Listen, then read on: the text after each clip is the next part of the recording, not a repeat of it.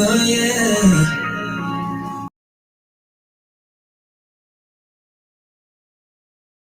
I'm in the mood.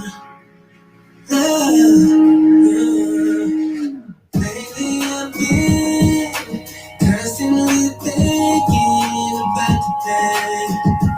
You drive me crazy. Girl, I want this. Get me all up in the feelings. I know the first time I laid eyes on you, you would be a forever. I'm not being arrogant, and I still can't take my eyes off you. Hey, what's going on, everybody?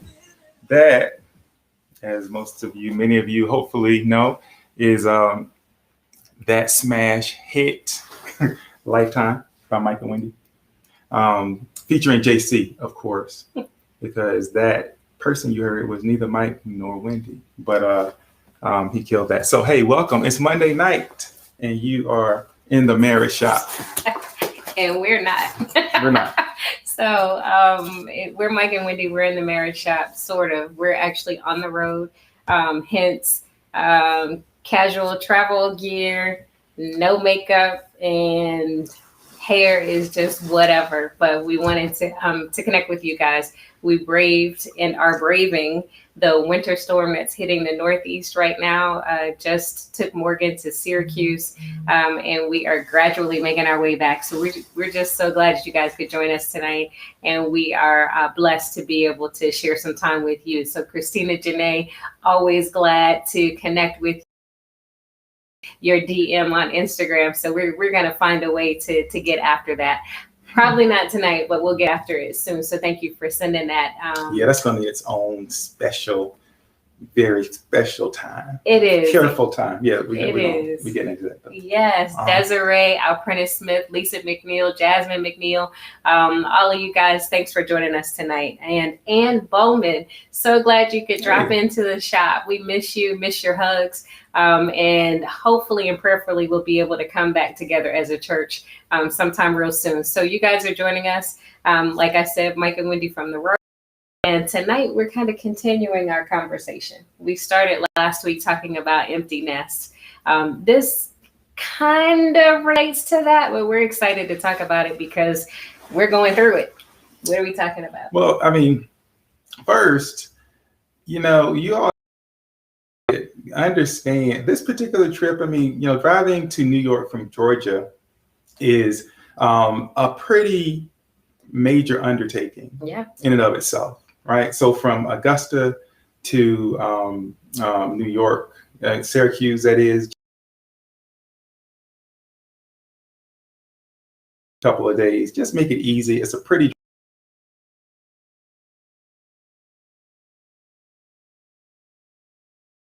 it's just whatever, a few snow showers, maybe, blah, blah, blah. But then you know what happens, right? Weather happens. And so, a couple of days ago, I guess, I've lost track of time. Yep. A couple of days ago, I skipped the whole launcher, but I get this hard wake up. We're going to leave maybe 7 o'clock. I get a hard wake up at 5. Yep. And something's like, it's time to go. So we packed up, looked outside, snow's already falling. Wait, you said we packed up. So then he comes over and he's like, hey, let's go. Time to go now. That's right.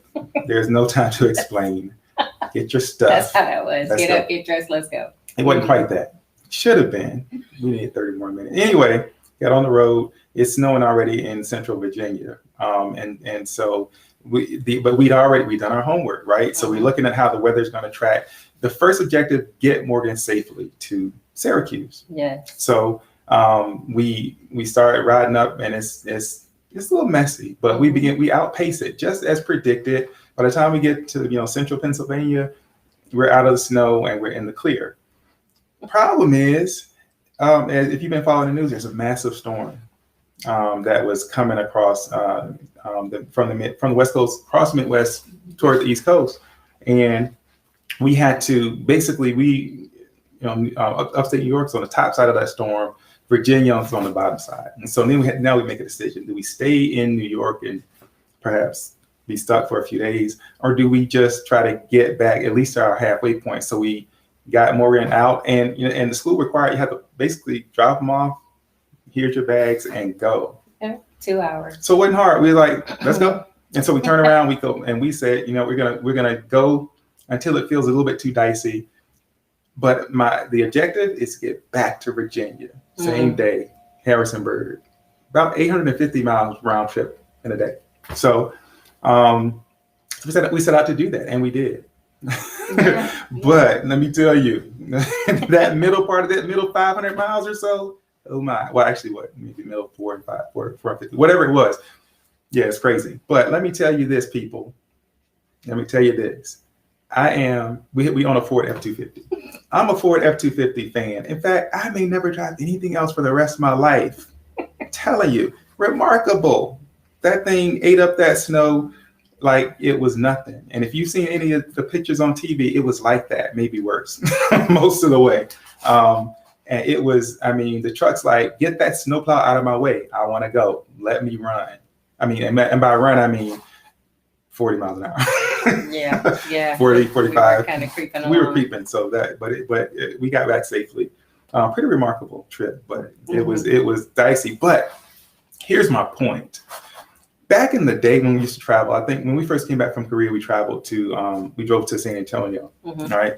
And then of course we drove back and all that. And back in the day, traveling long distances, we hop out the car, let's get a drink, jump out the car, run on in, do what you gotta do, grab your drink, hop on a car, and right now, 22 years later, 23 years later, it's you step gingerly out of the car. You gotta like stretch a little bit. You gotta like right. You gotta get, and then you have to walk. Right, you're halfway through the building before you're really your blood circulating again and stuff. You're all tight. You age, people. We age, and one of the ways for me that aging is most apparent. We're talking. I'm coming up on 49, 1929. Right, back in the day, I'll drive like forever, nonstop, right? But now, if you don't stop every, 2 hours, hour and a half sometimes? Yeah. Tight. Joints popping. Y'all know what I'm talking about, right? Joints popping. Look, who's it? Robin Ola? Like, yeah, exactly. I'm saying. Yeah. And so that's what it's like. So that's what we're talking about tonight. Tonight we're talking about aging. We're seeing a lot of these then and now challenge picks, right? So I think the greatest then and now challenge is what you are now. Yeah, and a lot of people were posting those, then and now it was what you were like as a couple when you first met. It was where we were and where we are now. And so it's always fun to kind of look back and make those comparisons. And so, we've been seeing all these pictures that people are posting, and even in our everyday conversations, we find ourselves saying, I remember when I was 20, in my 20s, I used to do this, or, things like that. And so it comes up more and more. I think the older you get, the more you reflect. Maybe, I don't know, maybe that's true. So we were just talking about that as we were traversing the storm. And right now we're kind of held up and holed up in Virginia, but we're safe. So thank you, those of you that are praying for us and praying for safe travels. We're holding in place for a bit to kind of let most of the storm pass. And then we'll get on the road again sometime soon. But anyway, with that said, aging. So Jessica Jones, thanks for joining us. Jim Marner, I'm so glad you're here. And of course, you said Robin Odell, Gerald Wilson, Janae Bishop, glad you came back this week. We're so glad you guys could join us. Lisa McNeil said, my joints are popping at home. Yeah. And Christina Janae said, my joints pop, and I'm not even 30 yet. Oh, Christina Janae, you just wait. Girl. Yeah. Yes, wait for it. Like that song, What's Poppin'? We're gonna make a whole new What's Poppin' for for us, the old crowd, we got them popping joints. You know what I mean? It's gonna be hot. Yeah. I think just wait for it. You're funny. So we're talking about aging and growing old together, in that process. And we touched on this a little bit before when we talked about things like sexual dysfunction, and we talked about things like we kind of mentioned menopause a little bit too, right? You did talk about like who, social, being social and going out and things like that. We talked about a number of things that will tend to evolve as you get older together. And so, but we thought tonight maybe a specific focus on like aging and some things that tend to come up. And oftentimes we don't talk about it, right? We just age and things change and we deal with it or we don't. We accept it or we don't. Right. Yeah. And so, but it can be a challenge. So for our younger than 30-year-olds that are saying that your joints are popping, they might be popping, but at this point we get the crackle, and pop. That's right. And then it's kind of a whole. And then it's like being a transformer. It is like being a transformer. But it's funny because you hit 40 and you think, first you hit 30, right? And you're like, I don't know what the fuss about. Then you hit 40 and you know there's a difference from 30, but you don't really, I think it takes a couple of years to settle into each decade before you really, right? Because around 42, it's like, ding, ding, ding, ding. If you know, you know.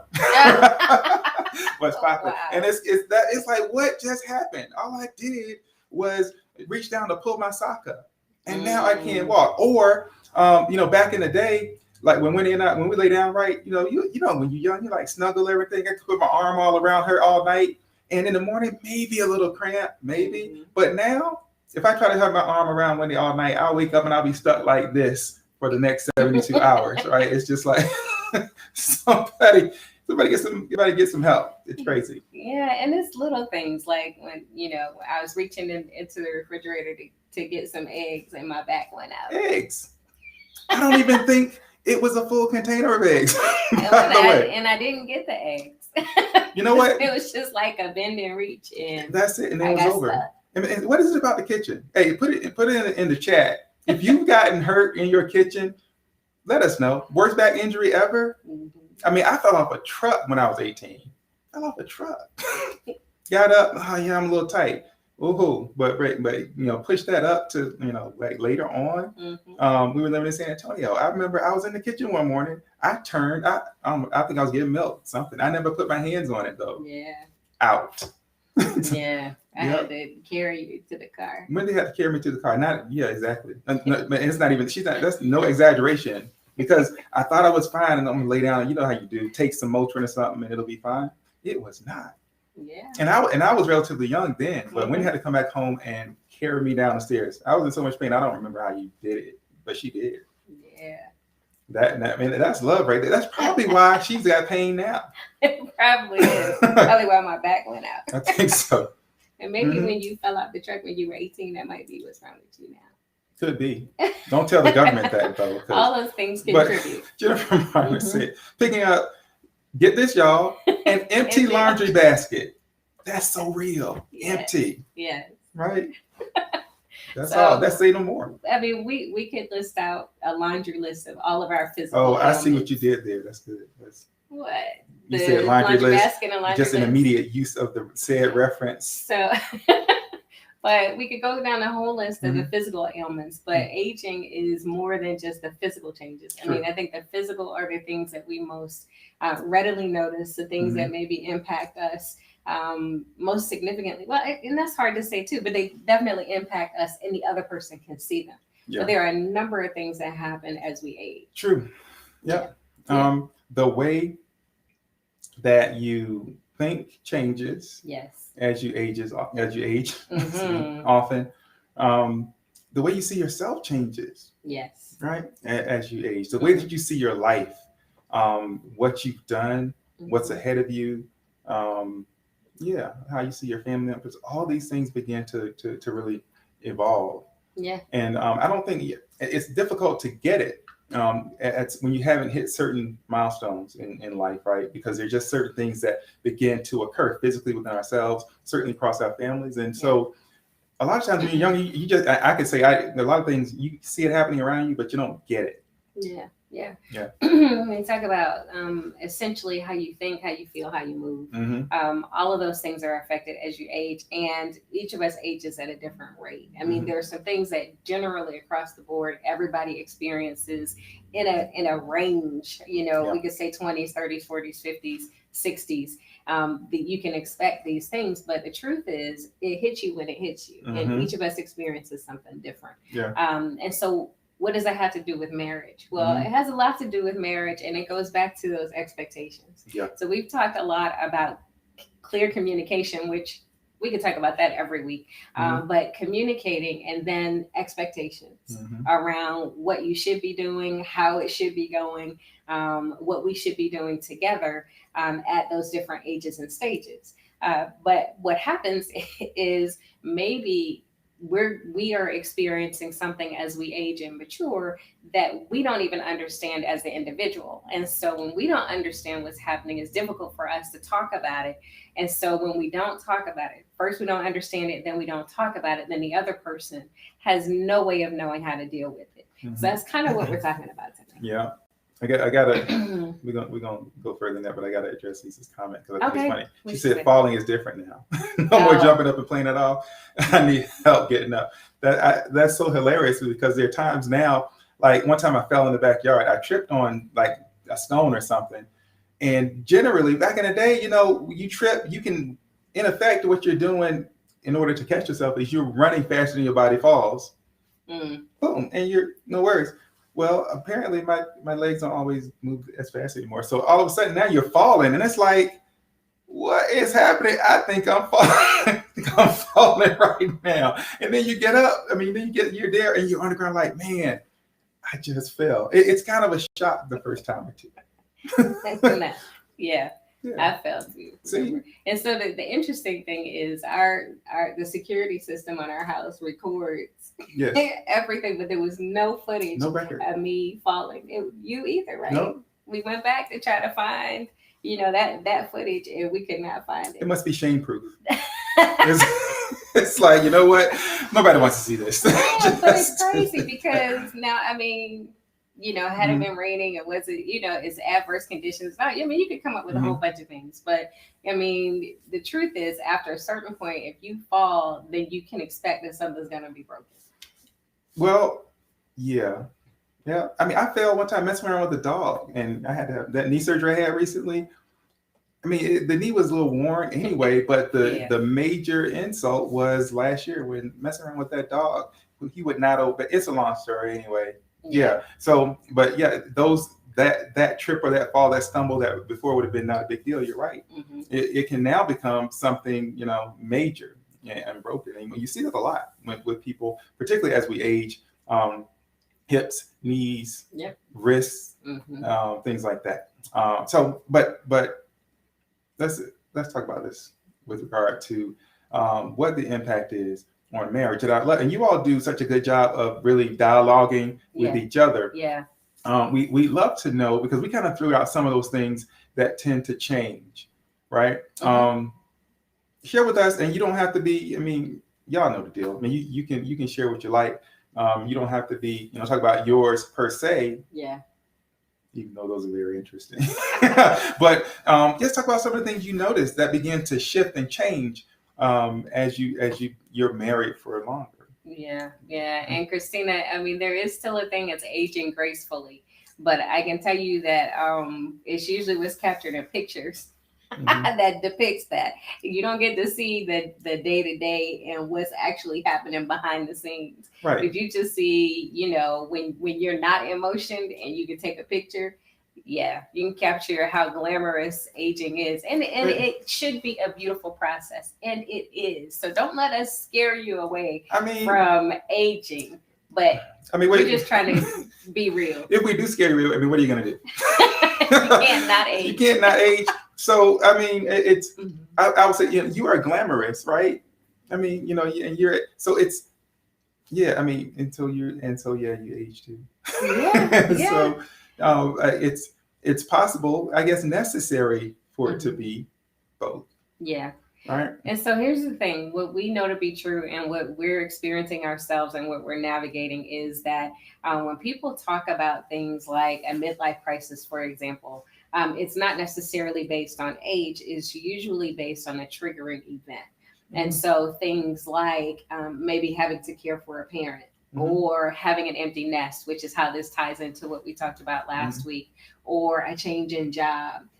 All of those things kind of trigger something within us where all of a sudden we are recognizing or reconciling our own mortality. We are now looking at how we've lived our life or how we're living our life, or what comes next. Yeah, and that's one of those, midlife as it's called, right? What is it? May be difficult to describe. I mean, when you say midlife crisis, you talk about midlife crisis, there's some images that come to mind. All right. I'm pretty sure, a lot of you, if I say, hey, midlife crisis, what comes to mind? Middle-aged dude with a red sports car, for example. Yeah. Comes to mind. For some of you, it's same dude with some woman that's not his wife in said sports car. Yeah. Can I be real about it? It was like what was that? Vacation with Chevy Chase. He was in they weren't in a minivan, but he was in the camper, and he kept fantasizing about a woman driving by in a red sports car. So they were really trying to capture what a lot of people were experiencing, but that's kind of the image that's planted. Yeah. Mm-hmm. So that's kind of one of those things. But I think what the types of things that trigger midlife, there are these changes, and a lot of times, if you talk to people, they begin to reflect on potentially, the time I've spent, what I've accomplished, what I haven't accomplished, what I always wanted and I didn't get, what I don't have time to do now, potentially, right? And so those are things as you go through your life, and there's, when you spoke of those triggering events, there are certain things that remind you, because I think, I was telling somebody, from maybe, I don't know, early 20s through mid 30s, it doesn't feel like you really age very much at all. And the only way that I could really, really tell I was aging is the fact that I had nieces and nephews and my own children who were growing up. And it's like, man, you were just this, now you're driving.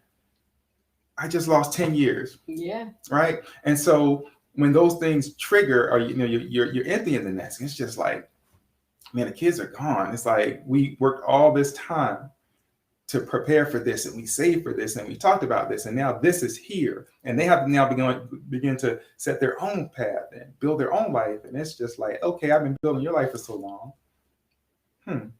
Have I been building my own? Yeah. And that's what we kind of talked about when you have focused so much of your energies on your job or your children, but not necessarily being intentional about focusing on your spouse or your marriage, then at these different decision points or these changes or these different points in your life, milestones, then all of a sudden it's like, man, the realization just kind of smacks you in the face. And so we always encourage you, and I've been saying this, so I'm going to make it my thing for 2021 now, is to be a student of your spouse, to always continually be learning, researching, and trying to figure your spouse out, right? And in an excited way, in a discovery way, not in a I just don't get you and I never will get you kind of way. It is, okay, so how can I better understand you? And how can we have conversations about what excites you, what you're interested in, how you're changing? Because the thing that we don't do very rarely, at least we don't do it. I don't check in and say, okay, Mike, what's changed with you this week? I'd be like, I don't know. You tell me, right? That's probably what the answer would be anyway, right? So we're not really well rehearsed at that. And by the way, we are sitting right around 50-ish age range, right? Yes. Which means there are some of you who are like, in terms of your time together, even your age, way earlier, younger. And there's some of you who are past, who are senior. So as with everything, we don't sit as the authority on this particular issue, right? We know what we've seen. I know what we've talked about with other people. I know what some people have come to me with, some people have come to us with. But there's just so much more there, which is why we kind of encourage you to share what's going on with you. Yeah, so we talked about. I mean, not necessarily. You know what I'm saying, but you've noticed. Yeah, well, we've talked about kind of in a roundabout way daily downloads, and from a Gottman perspective, checking in with each other, and just kind of in the course of a day or every few days, just checking in and really having an opportunity to discuss what's happening. But in this case, being very specific about, well, what has changed, right? Because there's a lot that we experience, and we experience it on our own that we don't really talk about or share. Now, I think that, I know Mike and I are a little bit more transparent and open than most. I think we are. Anyway, there are things that we might share or say, hey, come look at this, that most people don't. They're not comfortable doing that. That's true. I will attribute that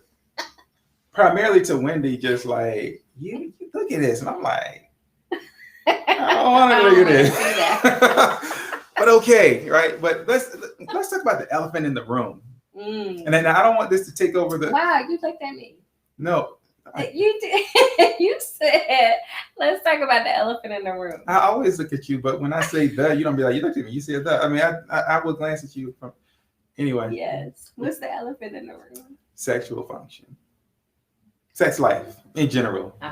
Right? Sex life. And we actually had, on the way through this snowstorm, we had many, many, many, many hours to talk about many things.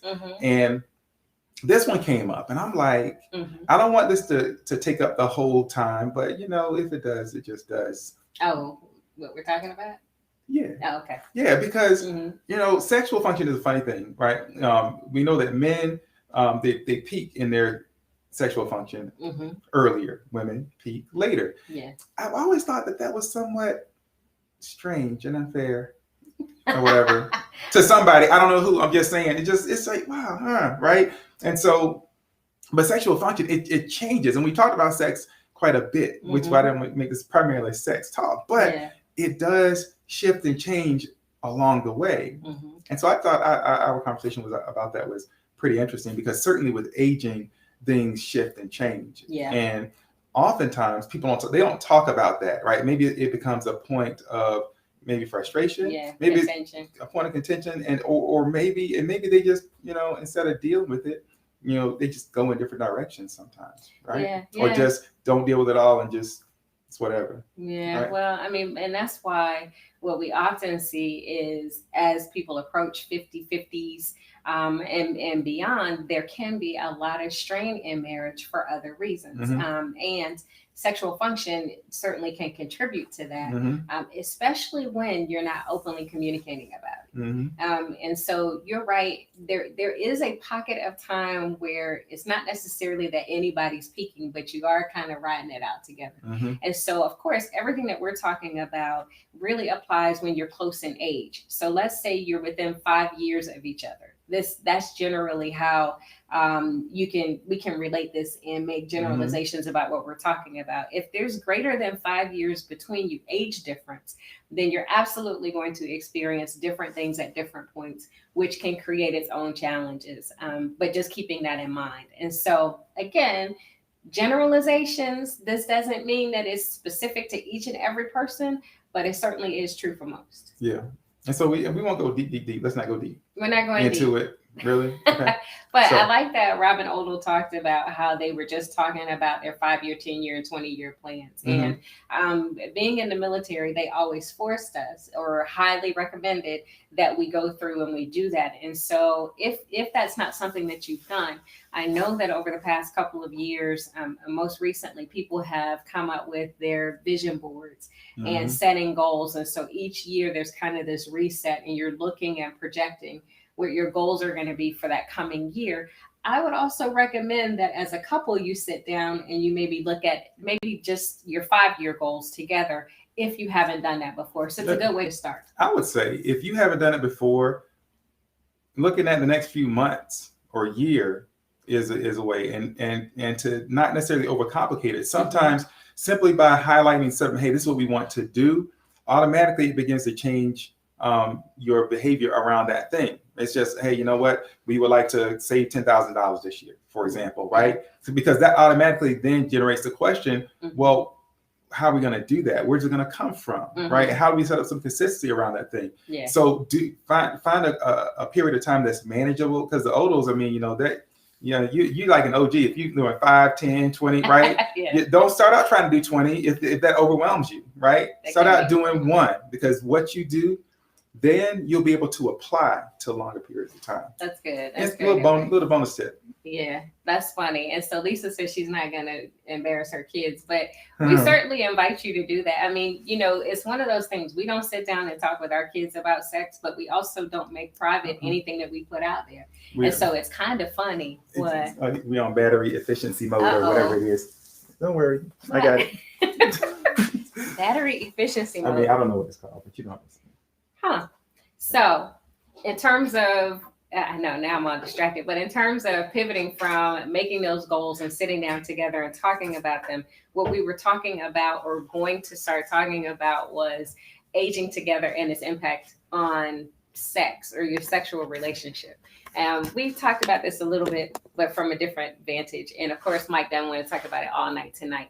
So what we were talking about when he mentioned peaking at different points, our conversation as we're driving through the snow and trying to stay focused but be a little distracted was around this whole, when things happen, whether it's menopause or midlife crisis or changes in sexual function. So if what I mentioned to him was that I think or believe that women are a little more gracefully adjust to sexual dysfunction in men, right? So if their husband or committed lifetime partner is having erectile dysfunction, I think women handle that, most women, with a little bit more grace or understanding to an extent. And so let me say this, at least my experience has been that if there's a problem, then it starts out with, hey, it's fine, there's no pressure, everything's okay. If the problem is acknowledged, when there's no discussion about there actually being or identifying a problem, and it just becomes that you're not pursuing me, then my interpretation of the lack of pursuit is a lack of interest. I'm not automatically thinking that it's a lack of function.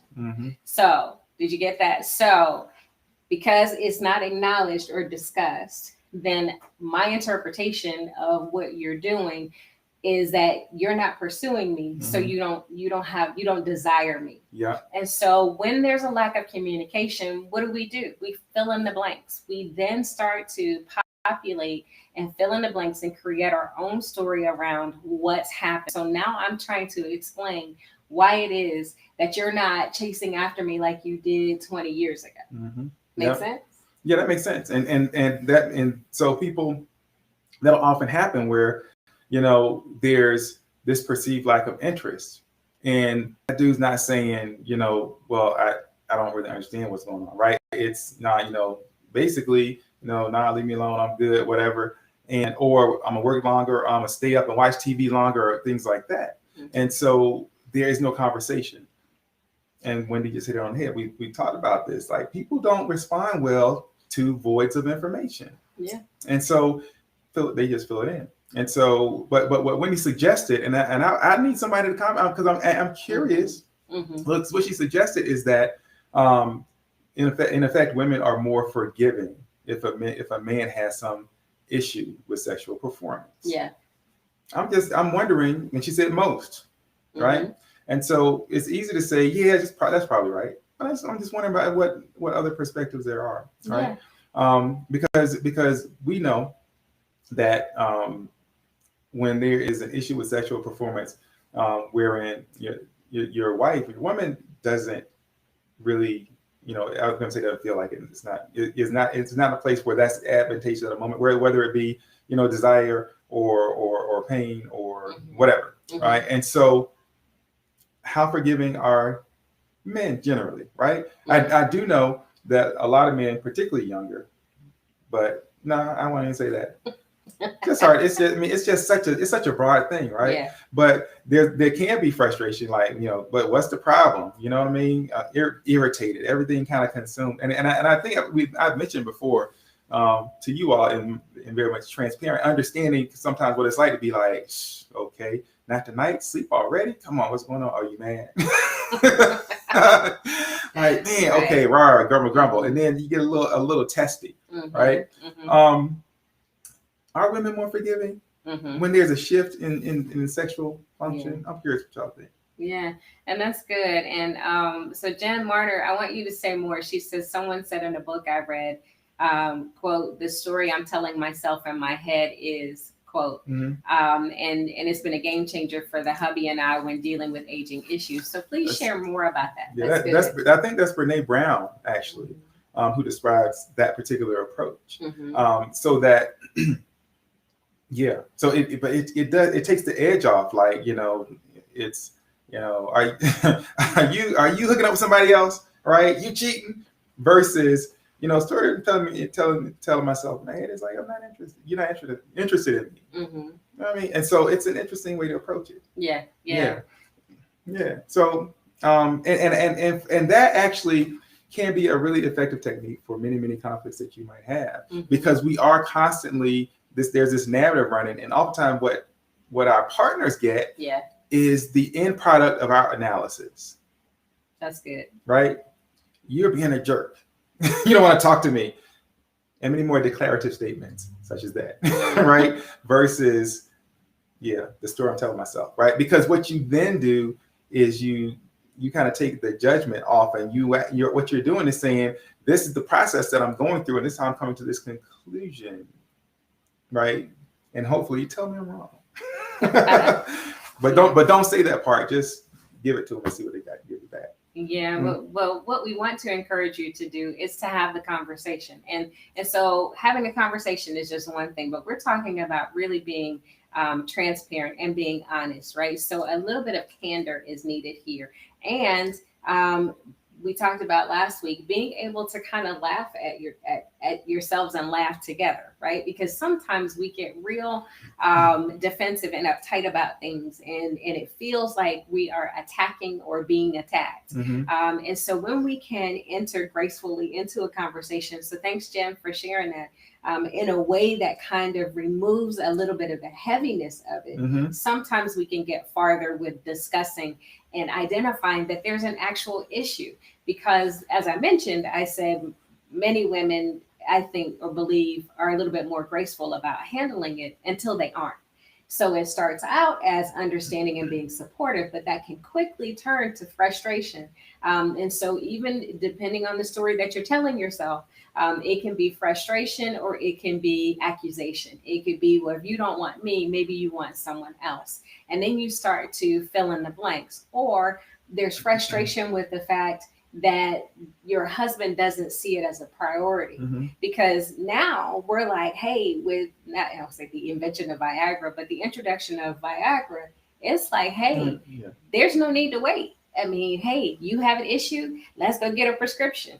Problem solved. Such a gross oversimplification. It's I crazy, know, right? But that's where a lot of people are. Yeah. But one thing you told me too, I thought was very interesting. I never really thought about it. You were talking about kind of the progression, like going into perimenopause, menopause, and then coming out of that, and what that may look like sometimes. Oh yeah. And I'm like, I just never thought about it. Yeah. Well, I think as a woman, okay. So here, let me back up. I think that men believe that women are the authorities on women and women issues, and women believe the same, that if there's something happening with you, that you know what it is, but maybe they don't know what it is, or they wouldn't understand what it is. So the assumption is that men don't know anything about, or very little about, menopause, and that women who are either going through it or whatever by virtue of being a woman should know about it. And the truth is, that's just not true. It's just not facts. You're saying like basically nobody knows. Most people don't really know. Well, I mean, some people know. And I mean, go ahead. It's fine. Tell people they don't know. I mean, y'all don't know what's going on. What we know, we get from different places, right? So often, depending on which generation you're in, it's just not a conversation that we openly have. So mothers with daughters don't say, hey, come on in. And before you ever start to have menses, before you ever have your cycle, let me just take you through, before you have it, puberty, then once you have your cycle, and then on to menopause and beyond. It's just not a conversation that happens like that. It's usually once you get to that place, you ask the question and the information is shared. There's one person, I'm sitting here reflecting. There's only one conversation I've had with an adult person besides Wendy about menopause. His name is Wilford Gemry Jr. That was my grandfather. Yes. Who just took it upon himself one day to freestyle about menopause to me and Wendy one day. It was hilarious. Yeah, and we shared that. There was a lot of wisdom in that. It caught us off guard because we hadn't even had children yet. And here he was talking about navigating menopause, and it's like, whoa. I mean, where is that coming from? But there was so much truth, and what he shared with us, I don't think we were ready at the time. Yeah, and his manner of truth is, it's funny. In your face. He didn't talk about navigating menopause, quote unquote, right? He just, it was pretty funny. So, yeah, but what he was saying was insightful. Insightful from the perspective of, really owning his own failures in navigating it, and then pointing out other people's failures in navigating it, and pointing out to us that if we were able to get past it, that we would be together forever. Yeah. So finish the progression. You doing a lot of building kind of explaining what it is. What it is, but you were talking about kind of the progression and then the other side. So, okay. Yeah. So yeah, well, I can't remember. We talked about so much, but anyway, you're talking about menopause per se. So here's the thing. Specifically here's the thing. From Mike's grandfather, from everything that I've learned in school, life and practical application. So menopause and navigating that, right? So the whole period of menopause generally is from 5 to 8 years is the entire time frame. So you can be a woman who is in overall general good health without, there are always exceptions, can enter into a perimenopausal phase in her early 40s, and some women as early as their late 30s. When they enter into that phase, there are certain things that start to occur. So we talk about hot flashes and all that, but there's no real way to know when it's going to impact you. And just like having a menstrual cycle from the beginning is really based on what happened with your mother. But if your mother never talked about it, then you have no idea when it's going to impact you, or if your mother's not around for you to say, when did this hit you? So with that said, as you start to experience those things, so things like increased irritability, of course, hot flashes, increased anxiety, night sweats, all of those things can be perimenopausal symptoms. So those things just kind of signal that you're going in. Menopause is the actual absence of having a period or a cycle for a full year. So most women kind of start in that process, have these symptoms. They may go 11 months and 25 days without having a cycle, a period, and then it'll come. And it's like, the clock starts over again. And so here's the thing, as the woman who is experiencing these things, trying to explain it, it just doesn't do justice. And often, and I'll tell you, because I'm in that range. I'll just say that. So as we turn thermostats down, have a little fan by the bedside, a cold glass of water, whatever it is, what's not helpful is when your husband is saying, man, it's freezing in here. And it's like, you already know why it's freezing in here. Or right. So yeah, by the way, brothers, there are no good jokes, right? No. There is nothing, no good jokes. So whatever you feel like you might say, keep it to yourself. All right. I'm just saying. Yeah. But like what she's talking about, that's just something you just walk in like, man, what is going on? Close this window, right? It's just immediately. So that's not a joke. That just happens. But this is part of the aging process, and it happens. And so, like that time you kissed my neck, and you were like, it's kind of salty. Yeah, tastes like like you've been sweating. Right. Again, it takes time to get that rhythm down. Yeah, it does. Some people are slower than others. Yeah. So I just, I get there. Yeah, but here's the thing, right? So it is okay, there's that and the conversation about that and the actualization or the acknowledgement of that, but it's what we don't communicate. So it's like, okay, I could be hot and sweating over here and you want to cuddle. And so I'm not saying, hey, I'm having a hot flash. It's just like, wait, don't touch me right now.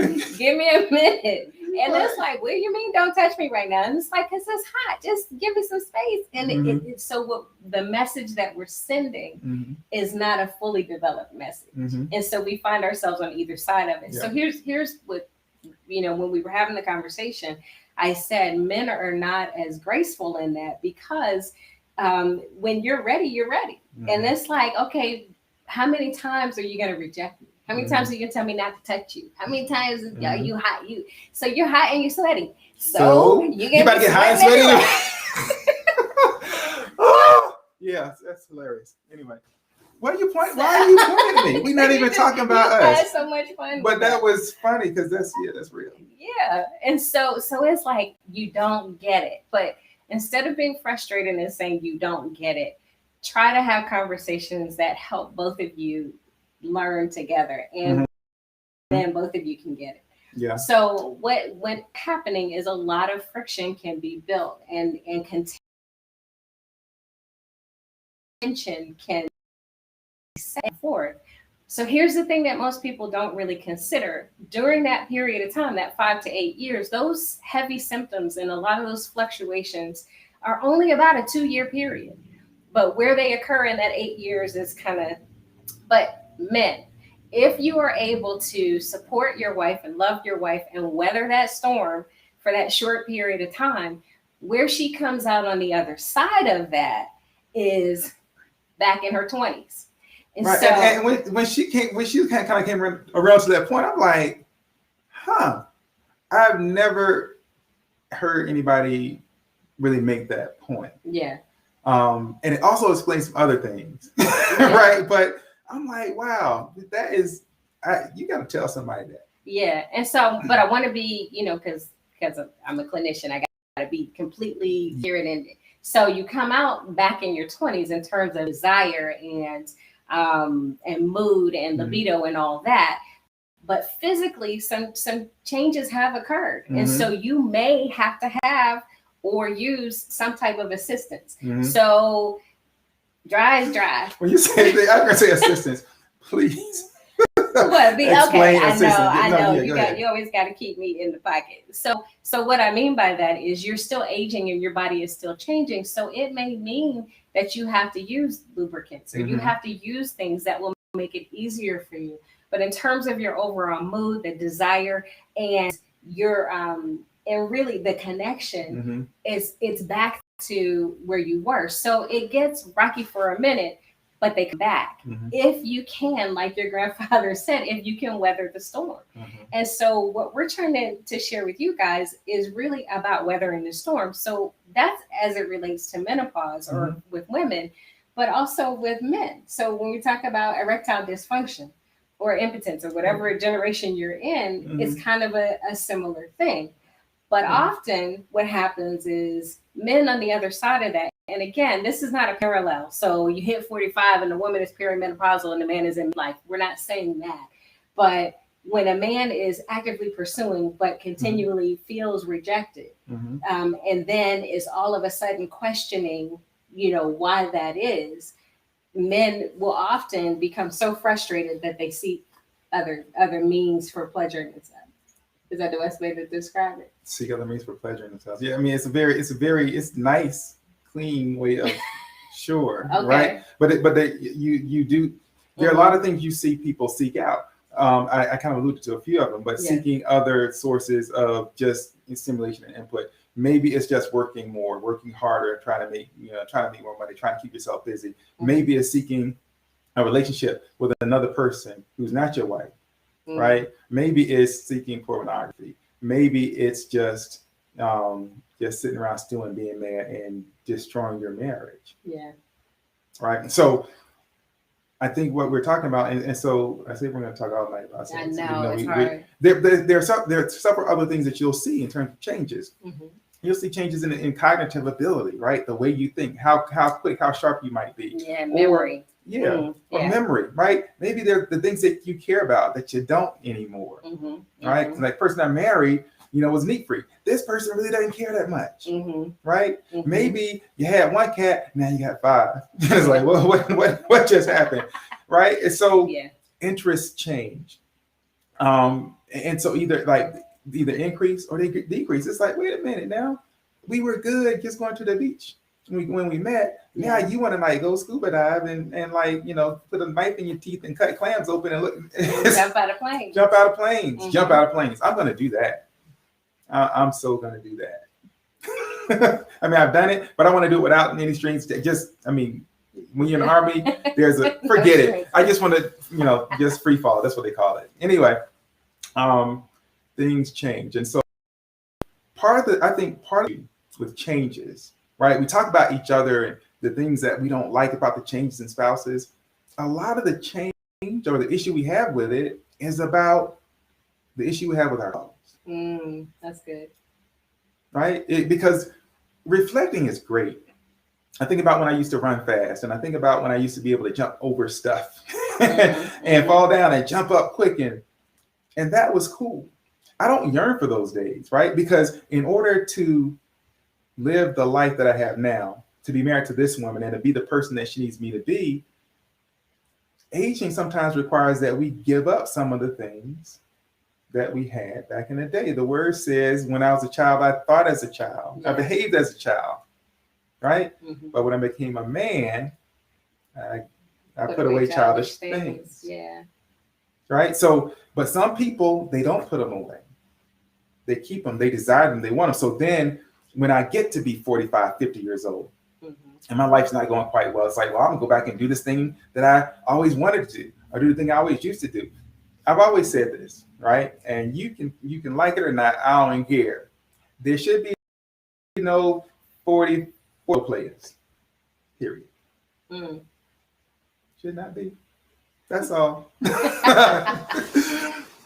Well, so what we know is that couples who grow old together can enjoy a healthy, functional, and enjoyable sex life way into their 70s and early 80s. But what that looks like is different. So how frequent, which positions, what you're doing, and what intimacy in terms of physical contact looks like changes. So the idea is that you talk about what's going to work for both of you, because there, and you know, I could put it out there, but nothing like, you know, we joke and say, I mean, sex is a full contact sport. So as you age, you might have to stretch before you make contact. You literally might have to stretch, or you might have to stop along the way and be like, you know what?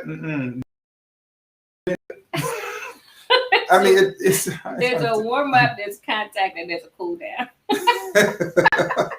Just like driving long distances. I mean, you know, yeah, you might have to stop every hour, hour and a half, 2 hours when you didn't used to or didn't have to. Wait. Are you talking about driving? Yeah, well, I made the parallel. Yeah, okay, so, but that's just, I mean, that's just like driving. You might have to stop at those points. Wait a minute. So stop, with sex, stop. whether or not you have to stop midway through, if you said an hour every couple. I'm like, who are these people? Somebody might still be doing that. Okay, maybe so. Gracious. But so am I saying that you might have to pause? We don't know what you have to do. Hey, do you? But there should be some fun and enjoyment in discovering it and talking about it and finding your sweet spots together. So, you know, when is the best time and how often and how long? I mean, can we agree on a good 20 minutes?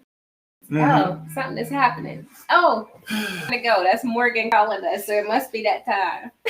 Hey, that's just almost empty. So in our last 2 minutes, finding is, hey, let's go hot and heavy for 5 minutes. Even though 15 years ago, it used to be hot and heavy for 55 minutes. Hey, as long as you're both in agreement and you're on the same sheet of music, don't compare yourself to what you think other people are doing. Because what other people are doing has nothing to do with you. Or to to your old self, frankly. Yeah, that's true. I mean, just because you used to doesn't mean that you still should. Right. You just need to put your trophy on the shelf. Just be proud of it and go earn your, you know, there's a reason why, you know, in a lot of competitions, they have age category. Wow, So that's just good. judge yourself by different standards. That's all. But because it's a rolling standard. As Yeah, long as Wendy's good, I'm good. that's true. So And we've talked about making movies before. mhm. Film yourselves while you're young. You can always go I back. mean, everybody's got their listen. Hey, if I want to film You can yourself, go man, do back, that. and your Roll that best video. entertainment might be your highlight reels from years ago, It's so funny. potentially, or it might be your highlight reels from now. So we certainly don't want to say that once you get old, it's all downhill. Mhm. We just really want to encourage you to make the most of the time that you have, to really kind of treasure and value each other, to really appreciate each other, and not really get stuck in comparing yourselves to either your former selves or anyone else. Mhm. But it is a process of discovery, and then to really kind of exercise some grace, and allow space for the other person to be experiencing their challenges on their own. So, Mhm. hey, there's something happening. There's some changes that I don't understand, so I can't really tell you about that. Let's talk about that. Be openly talk about it, and maybe that wasn't modeled for you, but you can be the first one. You can start something that didn't happen for you, for your children, or for other people's children, or younger women or younger men in Yeah. your life. Yeah. Yeah, And so I think we've exhausted our time. we have. And so we're gonna get out of here and get rested up. We're gonna see what tomorrow brings. But the bottom line is, um, we hope that you'll be together for the lifetime that you anticipated. And if that is the case, things will change along the way. They should change along the way, actually, because you want to be able to look back on this life where there were challenges that you overcame together, and you are satisfied, right, with the person that you're looking at, and satisfied with yourself, that you are content, that you all experience some joy together. And it's difficult to experience joy when you are constantly desiring something else. Because if we're constantly desiring something else from our spouses, oftentimes what it means is that we have not accepted the person that they are. Mm. So accept the person that they are. But I really believe that begins with accepting who you are, because no matter how old you are, remember, you are God's creation, fearfully and wonderfully made, right, in his image. And he had a plan for who you were going to be, not just on the day that you were born, but every day of your life. So learn to love that person. And if you're able to love that person, I think it'll be much easier to love the person that you're with. Yeah.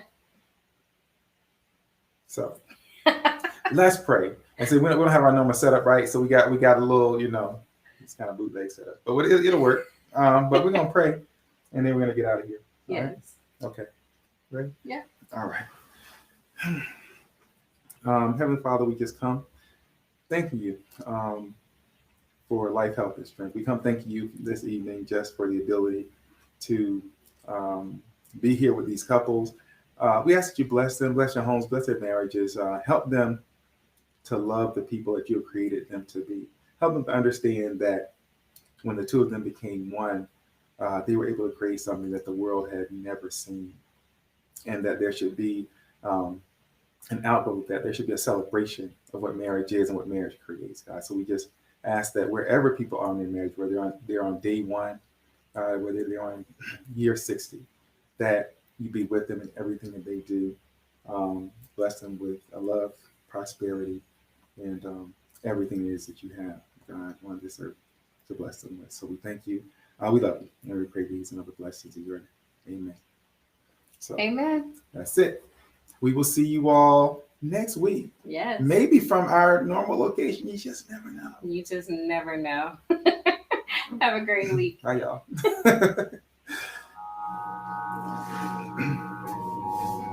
All right. Oh yeah, oh yeah, oh yeah. It's your boy Jesse. I'm in the mood. Lately I've been constantly thinking about today.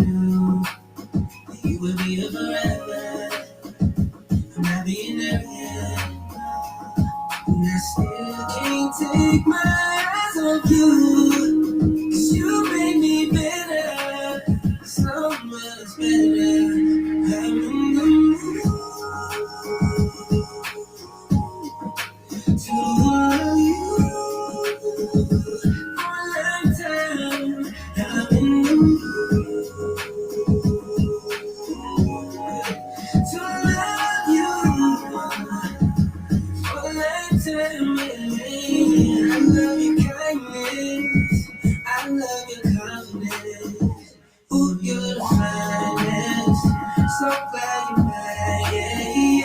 I don't wanna be with nobody else. Give me your love, that's all the love I need. Baby, you're gracefully.